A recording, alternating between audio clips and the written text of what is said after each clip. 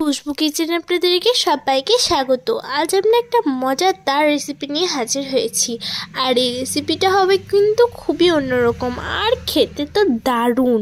তো চলুন এই রেসিপিটা শুরু করা যাক। তো এখানে নিতে হবে আলুগুলোকে আমি এরকমভাবে কেটে নিয়েছি। তো দেখুন ঠিক এরকমভাবে কেটে নিতে হবে।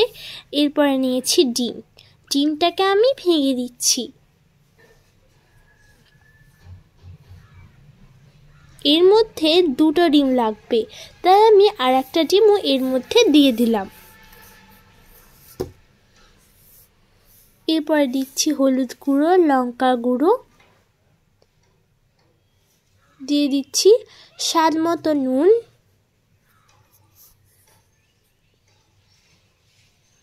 আর দিয়ে দেবো পেঁয়াজ কুচি। এরপর এটাকে চামচের সাহায্যে ভালোভাবে মিক্স করে নিতে হবে।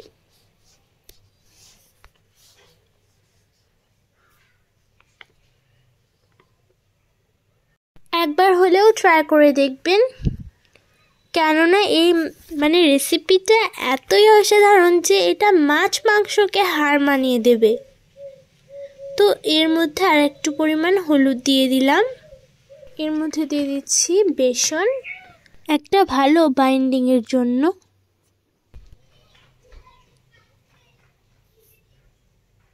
আমি এর মধ্যে প্রায় 2 চামচ বেসন দিয়েছি। এটাকে ভালোভাবে মিক্স করে নিচ্ছি।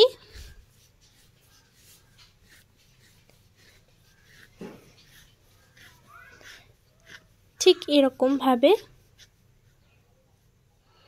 এর মধ্যে দিয়ে দিচ্ছি লঙ্কা কুচি। এটাকে ভালো করে মিক্স করে নিচ্ছি।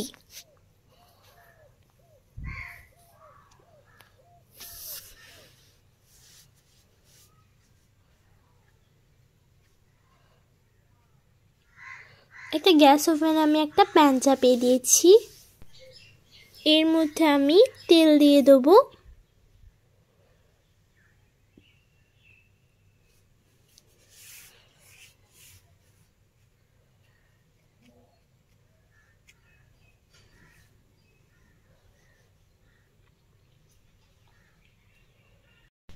এর মধ্যে সে আলুর আর ডিমের করে রাখা পেস্টটাকে দিয়ে দিলাম।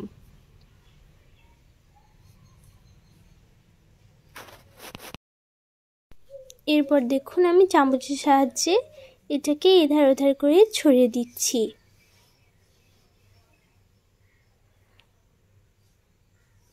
ফ্লেমটা কিন্তু মিডিয়াম থাকবে।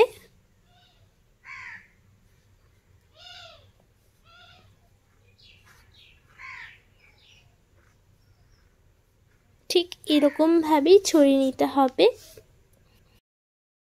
এটাকে একবার ঢাকা দিয়ে রেখে দেবো। তো দেখুন এবার মনে হচ্ছে এটা হয়ে গেছে। এবার হয়ে গেছে। এটাকে আমি উল্টে দিচ্ছি এরকম ভাবে।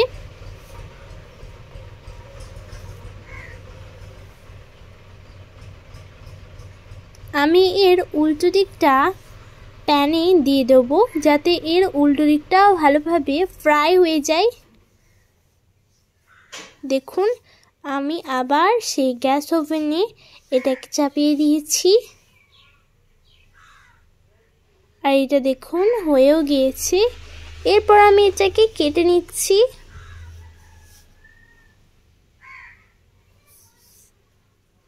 আমি এরকম ভাবে কেটে নিচ্ছি। আপনারা চাইলে অন্যরকম করেও কেটে নিতে পারেন।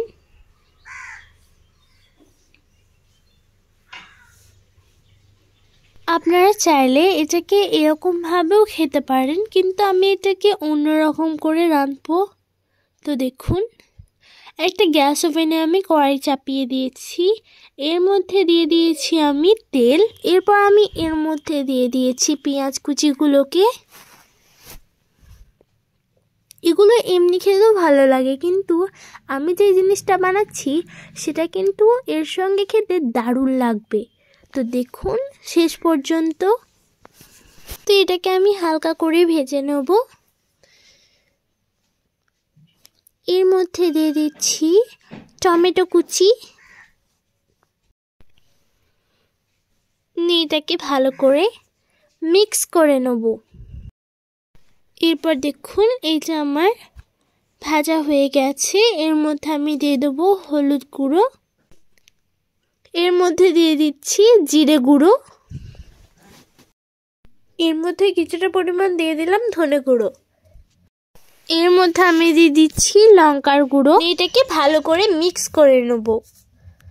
এই টমেটো কুচিগুলোকে ভালোভাবে ম্যাশ করে নিচ্ছি। এটা ভালোভাবে ম্যাশ হয়ে গেছে। এরপর আমি এর মধ্যে দিয়ে দিচ্ছি নুন,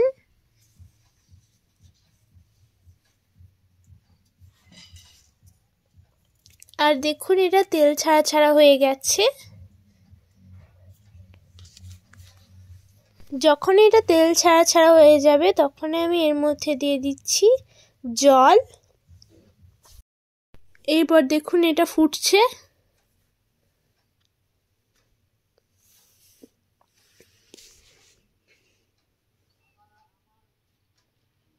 এটা যখনই ফুটবে তখন আমি এর মধ্যে দিয়ে দিচ্ছি বানিয়ে রাখা আলু আর ডিমের সেই জিনিসটাকে। একটা একটা করে সবগুলোকে দিয়ে দিতে হবে। এরকমভাবে সবগুলোকে দিয়ে দিচ্ছি। আর দেখে নিশ্চয়ই বুঝতে পারছেন যে আমি সবগুলোকে এর মধ্যে দিয়ে দিয়েছি। আর দেখতে কিন্তু এটা দারুণ লাগছে।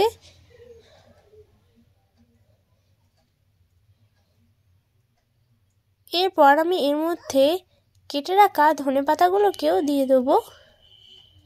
এটাকে ঢাকা দিয়ে রেখে দেবো।